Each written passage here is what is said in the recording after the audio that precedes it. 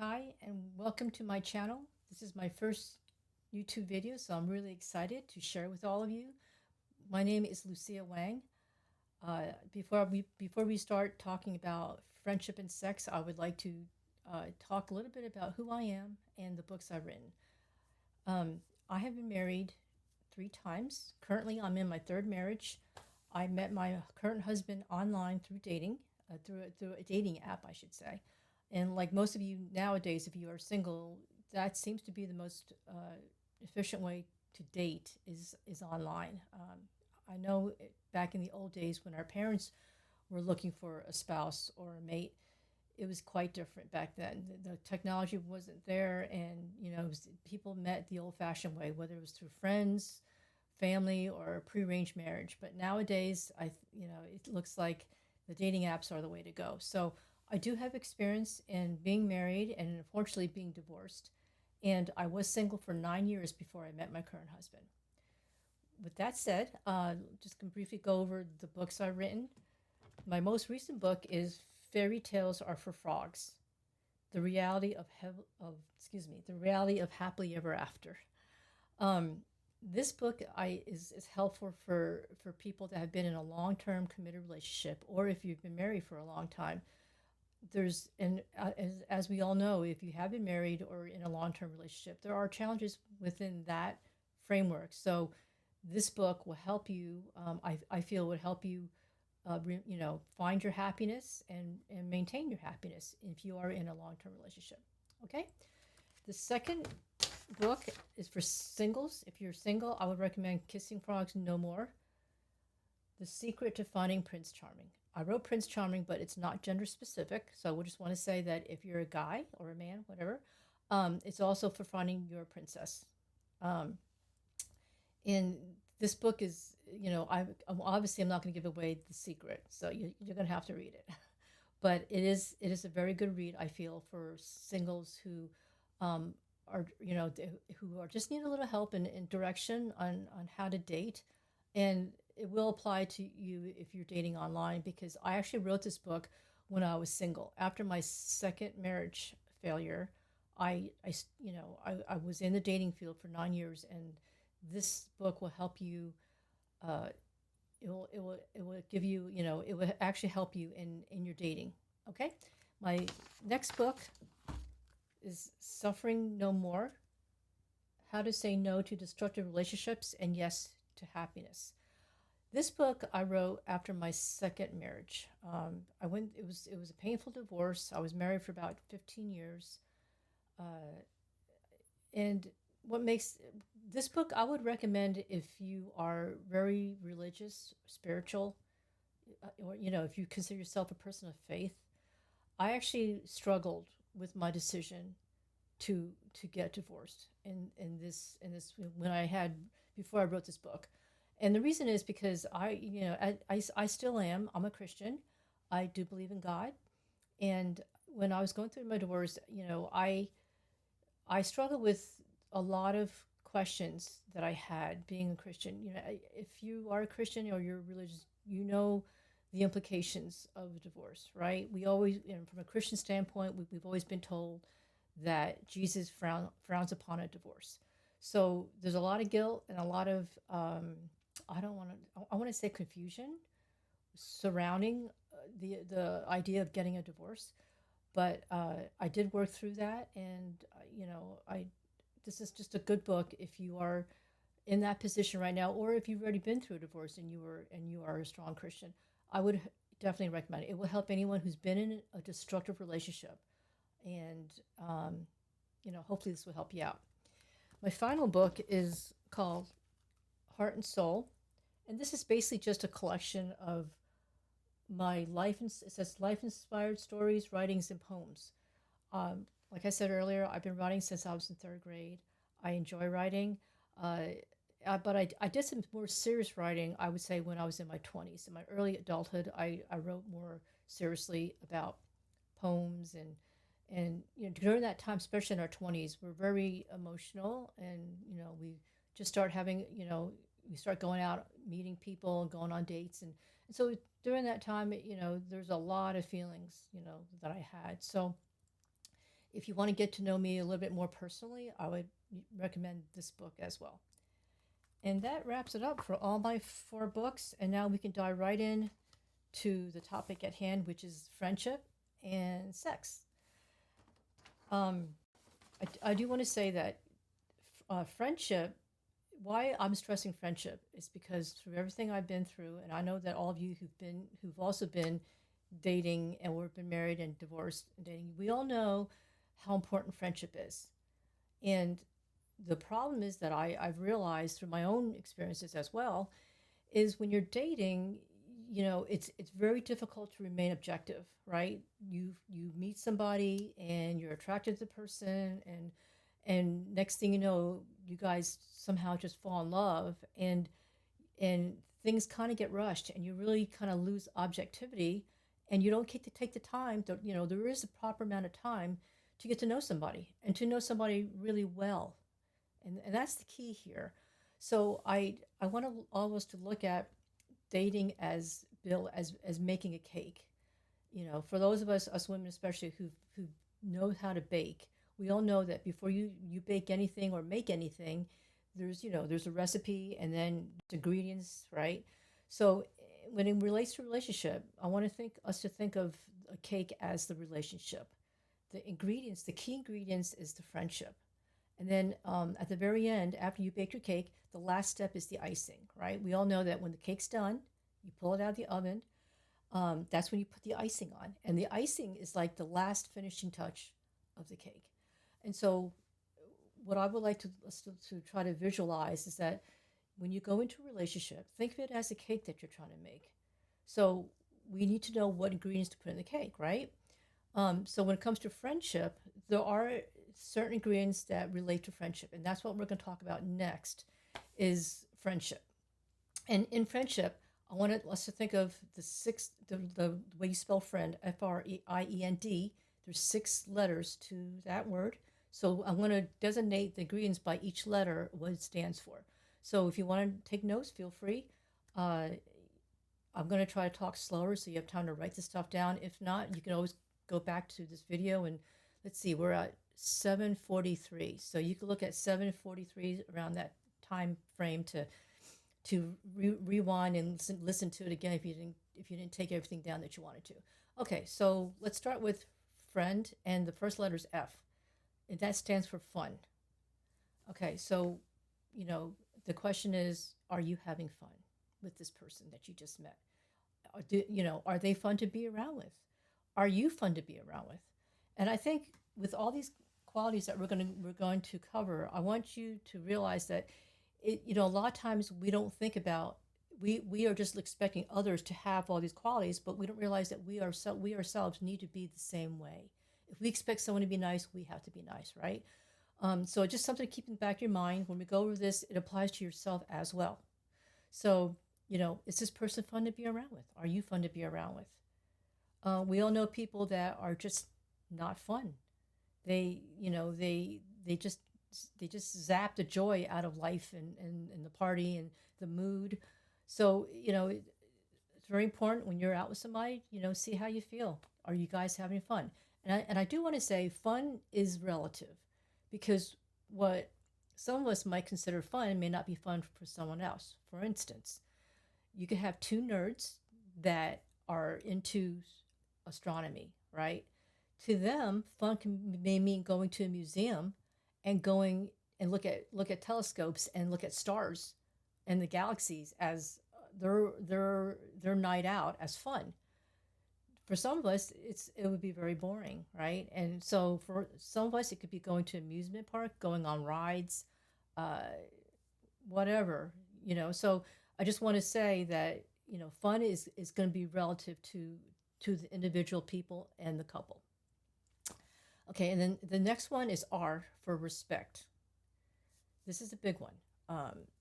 When you're dating, you need to know, and this is all going to take time. It's not something that you would, find out on the first date or the first couple dates. It does take a little time to see somebody in their totality, their whole personality. So you want to know, so you want to observe and see if they're respectful, not just to you but to others as well. Um, you know, do they are they proud to be around when you're around them? Are they can you tell that they're happy to be with you? They're actually proud to be with you. When you finally get a chance to meet their family or friends, are they proud to introduce you to them? Uh, do they speak highly of you when they do introduce you to their friends and family? These are all things that you need to consider, and hopefully the respect is there, right?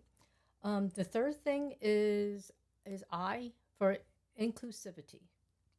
And by inclusivity, I mean, do they include you in your life? Are you a major part of their life? I know with some of us that are still in the working world, and if you got a really hectic schedule and your job is a demanding job, it does limit the time that you have, right? Especially your free time. But if you're going to pursue a relationship also is a high priority. It's there's a balancing there, right? And so what you need to look at is, does the person make time for you? Do they include you in things, right? Obviously, if you only see somebody once a month or once a year, it's not going to work. You cannot, or it would take forever to get to know somebody if you don't see them enough. So that's what you want to look for, is if um, the person includes you in their life. Are you a priority in their life? Okay, the fourth one is E for encouraging. Is the person encouraging? Are they a happy person? Are they positive? That's important because in life, life happens. You get to a car accident. You can get sick. Um, you could be a family emergency, right? And those moments when you're feeling really down, you need someone that's encouraging, that can pick you up, try to cheer you up, or at the very least be there to hold you and hug you and show you empathy, that they care, that they're there for you. And sometimes, it could just be a sounding board. Now, I know this is something that, us women already know this, is that, men and women are wired differently. Men usually are not the ones that are going to be real talkative like we are. Us women, we just love to talk, right? And when we explain a story, it takes us forever. But a guy can just tell the story in like 3 minutes, right?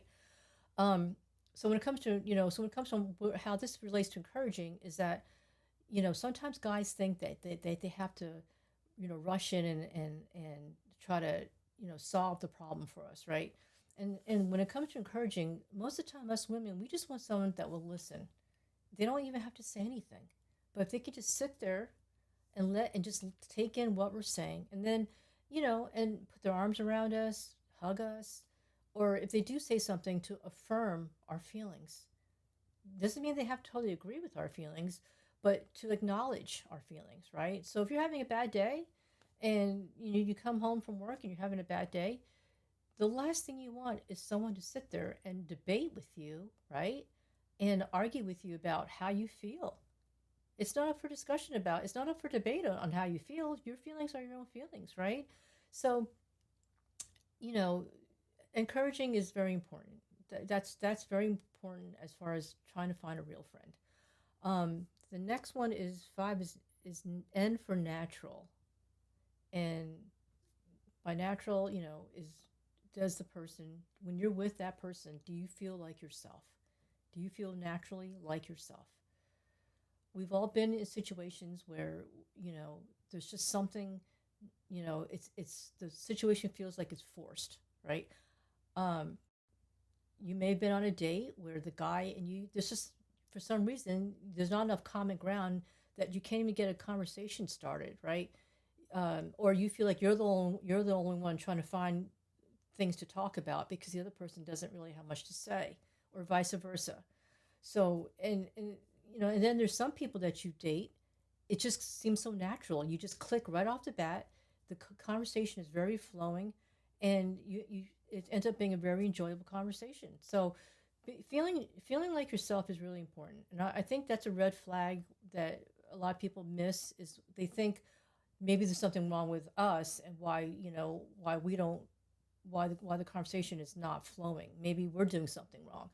And I'm here to say that no, I don't think that's it. I think we need to go with with the gut feelings we have, and just the reality of the situation. If you're on a date, and you guys are both struggling to find common ground of, whatever conversations, that's a red flag. It doesn't mean that one of you is bad or the other one's bad or someone's wrong or right. It's not even that. It's just you're just not compatible.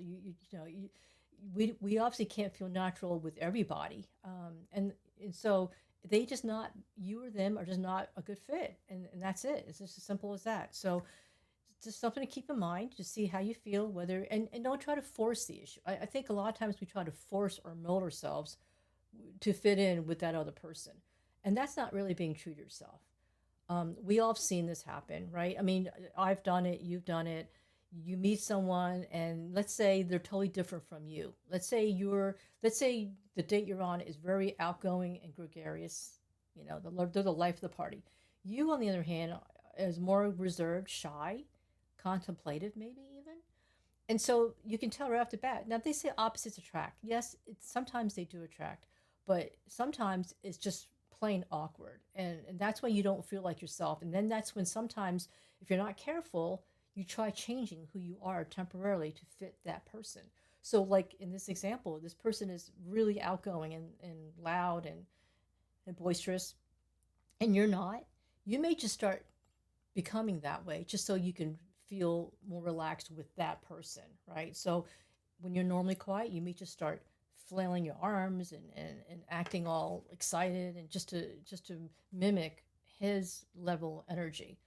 And I don't think that's really fair to yourself. I think we all have to be true to ourselves, and that's not really the best way to be true to yourself.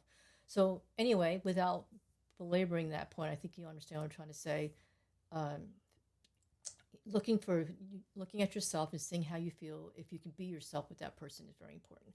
Last but not least is D for dependable. And with dependable, it's just what that means. When you are going through times that you need somebody, a friend, are they there? If something's going on in your life, or something just happened, you just got into a car accident, when you pick up that person, when you call that person, are they there for you, right? um, if you have to go to a funeral and you want to invite your friend to go with you, will they accompany you on certain events? Being dependable, that is actually, it's also has to do with trust as well. I think dependable and trust, they they work with each other, as far as, um, if you can depend on someone, then you can trust that person, and trust is very important in a friendship, right? um, let's see, did I miss anything that I wrote down? Okay, so these are things that, I think will, these are six things that are really, really important, as far as figuring out whether somebody's really a true friend, whether they, this is the whole cake, I should say, right? So there's something to keep in mind. And I do want to say, before we talk about sex, I do want to say that um, friendship is the foundation of a relationship. Um, it's you can't really have a good, solid, long-term relationship if the friendship is not there. I know a lot of people, especially, and I've been through it too. If we're not careful, we fall in love too soon, and we get physically intimate too soon. It takes away the objectivity of developing that friendship, because now what happens is that your emotions, your body chemicals, you are in this state of euphoria. They call it cloud nine, right? And where it's just everything to you in the relationship just feels magical. The person just feels perfect, especially once you start engaging in sex with the person. Us women, especially, our emotions get tied completely in the sexual act.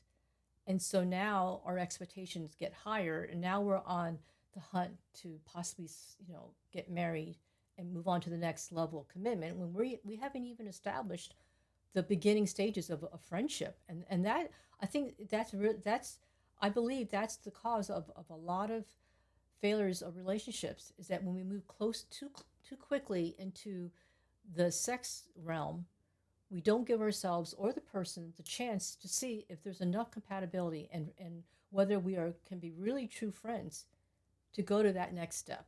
So I just want to say that.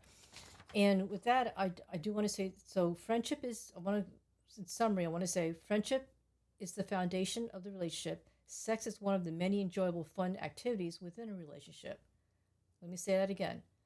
Friendship is the foundation of the relationship. Sex is one of the many enjoyable, fun activities within a relationship. Now, I know many of you may disagree and say, no, sex is important, passion's important. I'm not I'm not trying to discount that. I understand that. I think passion is a wonderful thing. I've had passion with many of my relationships, and it is definitely an ingredient that needs to be in a healthy long term partnership. I definitely agree with that.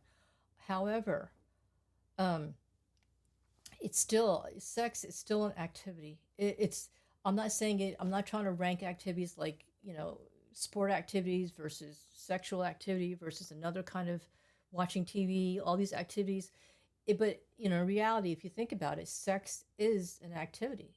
It's an intimate activity between two people, and as a matter of fact, sex is what differentiates between a platonic friend and a real partnership friend, a love interest, right? So we all know that, and so sex is important. So I don't want you guys to think that I'm trying to um, not make sex. I'm trying to downplay sex. I absolutely not. Sex is very very important.